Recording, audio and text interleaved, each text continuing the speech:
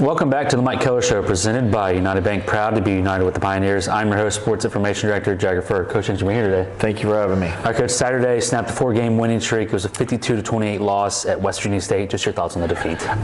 Very disheartening. Talked to a few of the players and asked them if their bodies were sore. They said that their hearts were sore.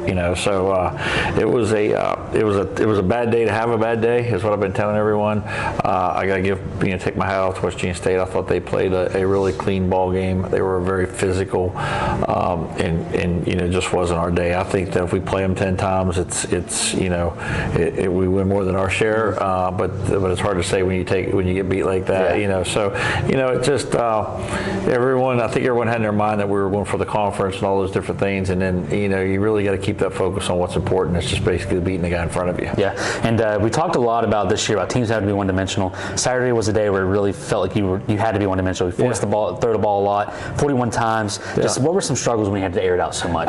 It was the score. I mean, they got the ball and went down the field and had a big drive, like I think 7-8 minute drive, 13, 14 plays, whatever it was, scored. And then, we had an opener on that had a vertical in it, and they left it wide open. Yeah. And we hit it. Yeah. So now we score, and I'm like, man, our defense really hasn't had a chance to rest. Not that I'm all for scoring on the first play, don't get me wrong, but I'm like, man, I really wanted to give them more of a chance to rest. And West Virginia State played a 4-man front on their kickoff return, so we thought we'd onside it and try to get the ball back to help our defense, give them a second to gather themselves. And our defense came out, they do a good job. They get a penalty, they get a tackle for loss, and they convert a long yardage play for a touchdown. And now we're up against it. We get the ball back, we're going down the score, and we fumble the exchange. We hit a 9-yard little slant route. We got 2nd and 1, quarterback, running back exchange. It goes sideways, they get it.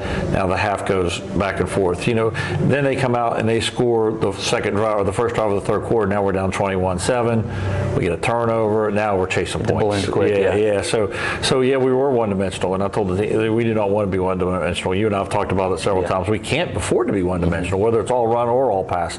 Our balance is what gives us a decent chance of moving the football. When you're one-dimensional, now your quarterback's all straight drop back. The O-line doesn't get it. They got to only protect the pass rusher. They don't get to protect the run game.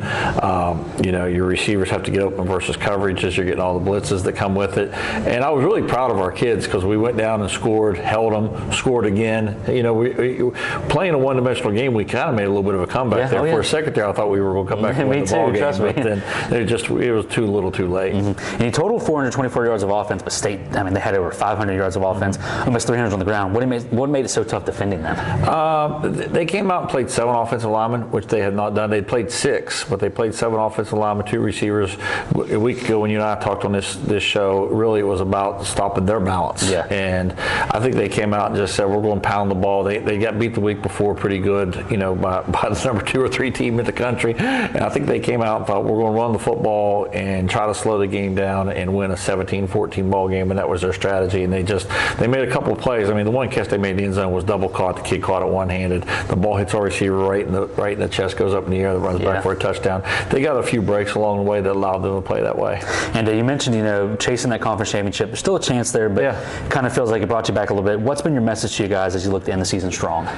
Just that, you got to finish you got to respect football. You got to finish the season strong. You can't be, obviously you're goal oriented, you want to win the league and you want to go to the playoffs and we want to do all those things, but at the end of the day, it really is a 1-week season. Coaches say those things all the time for a reason, because in football, we don't get to be like basketball and baseball. We don't get to practice once and then play 2 or 3 games, then practice one. We practice year round for 11 Saturdays, so we got to teach each one of those Saturdays as its own entity. And to start to end the season strong, it'll start with Wheeling on Saturday. What have you seen out of them? They're a good football team, really good defensive football team. They got a veteran quarterback. Seems like he's been their quarterback every year I've been here. They played 2 kids this year. He got hurt. The backup came in and did a really good job for him. Now they got the starter back.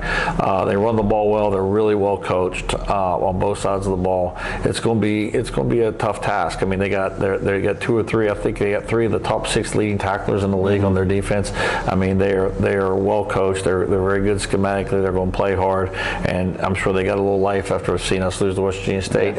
But really none of that matters. It's about our kids coming out and doing what they need to do. And you mentioned the quarterback. They played 2 different ones. Right now, it's Ada Allen again. He's emerged as the guy. 11 touchdowns, just 3 picks, over 1,100 yards. What's he do for them offensively? He keeps plays alive. He's a veteran guy. He knows what they want to do offensively.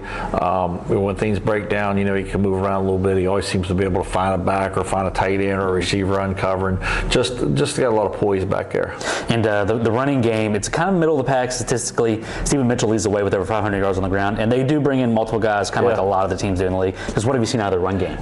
Balanced. They got 2 or 3 guys that can carry it. They like to get in what we call 20 personnel, 3 wide receivers and 2 running backs. That allows them to, to be able to run the ball. Usually, if you're a one back, the back's over here. Everyone knows the ball's going over there. Now they got 2 backs. The ball can go either direction, leaves some balance. And then it also allows them to be a 7-man protection team and throw the ball down the field. And they're not scoring a lot of points. They're 8th in scoring offense at just 22.3 points per game, but their defense has kept them in a lot of games and won them some games. Yeah. They rank 3rd in scoring defense. Just what's their defense like? It's very multiple. They're basically a 3 down front, but they line up in a lot of 4 down fronts. They got a couple of guys that are those hybrid type players that can play on the end of the line, play as a stack backer. They can drop into coverage. They can do some things. Secondary is very well coached. They'll get in and out of man and zone, play middle of field open, middle of field close coverage. Just every play is a different defense. I mean, we went back and we watched our last 2 years worth of a bunch of games this year, and then we said just now before I came down here, we said let's go back and watch this game here, and we went and they were totally different coverage. So it's a multiple coverage, multiple front team. And going back to their scoring offense, I think they play to their defense. Their offense is more than capable. They see that they got a very good defense, so they play to that. And you mentioned 3 of the top 6 tacklers in the league. One of them is Jefferson Deske. He leads the conference in tackles right now at the linebacker spot. He's a big dude, 6'2", 235, hard hitter. What's that do for you when you have a guy in the middle of the defense that's a serious playmaker? But the way they structure the defense, they really structure it as 3 downs, then 3 linebackers that are kind of the same player. So there are two outside backers. One can walk on, one come off, and he's always the guy in the middle. Well, they're putting him in the middle first. They're trying to feed everything to him, and I mean, they're all they're all birds, right? This guy got to block that guy, no matter how good of a batter, no matter what kind of player he is. So our kids will have to they'll have to trust their fundamentals. They'll have to come off the ball. We'll have to play square. We'll have to have balance. Now, Coach, it's coming off a tough loss, but it's another big game ahead. It's senior day on Saturday. Just give me your keys to victory. I want those seniors to go out with a win. It's been a good group. A couple of them came, before COVID. I was teasing one of them yesterday. I said no one had ever heard the term COVID when we recruited you. So it's an important day for those guys. We've got to come off the bus. We got to be we've been a physical football team all year long. We got to continue to do that. West Virginia State, really tested us with that a little bit, but we got to get off the mat. I tell them it feels bad, the loss and how we played, and everyone in the program's hurting, but that can't lead to this week. We celebrate the wins for 24 hours. We sulk in our sorrows for 24 hours. Coach, appreciate you being here. Thank you. All right, that's it for the Mike Kellar Show, presented by United Bank. Make sure you catch the Pioneers and the Cardinals on Saturday at 1 p.m. in Parkersburg. Thank you.